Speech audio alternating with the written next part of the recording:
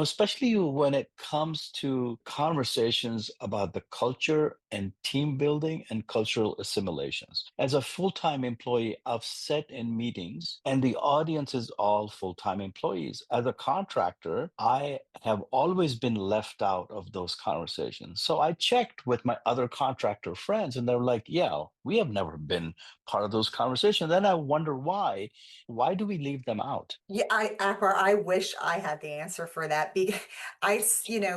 Coming from, the human resources, my human resources background, like you said, being an employee of an organization, and then, on the fractional, that fractional adventure that you are on as a CMO and I'm on as a fractional CHRO, and there's no clear answer, but from my experience, what I really see is why we are that redheaded stepchild is in a lot of instances, I think when organizations bring in a fractional, what's happening is they see that fractional as a resource, sort of like how we view our computers, or for those more traditional workplaces, those pens, those papers, those files, right?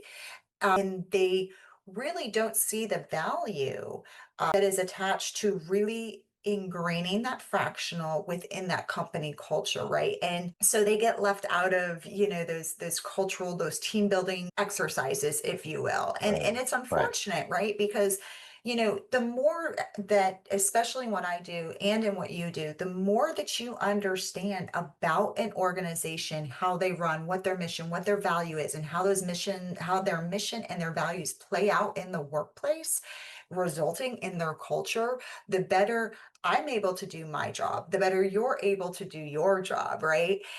After we originally had this conversation, it's so funny because that's come up so much in my thought process, right? With some of my clients, to kind of flip our script a little bit here, right? Is not why are we, but what can we do as fractionals to not be the redheaded stepchildren anymore, right?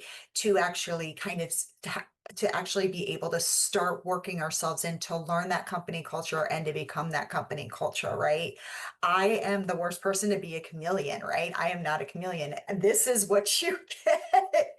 Right. So it's very important for me. And I've made a crucial step when I'm working with a new client to, for lack of a better term, get intimately involved with them, right? To really learn who they are, what they stand for, how their organizations work, how their organization works, what their culture looks like, and then really seeing how that actually plays out in day to day. And as fractionals, my belief is if we can kind of flip that script and say, you want to know what? Yeah, we may be being treated as redhead stepchildren, but what can I do to really become part of the family, if you will? So let me share with you a couple of thoughts about that. Number one, I recognize the phenomenon when I went from being a consultant to a fractional, because the significant difference between being a consultant and a fractional is, traditionally speaking, when people think about consultants, they think, okay, right, here's a person, they're going to come in, they have a job to do, we are paying them, per hour, and they deliver something and they're gone.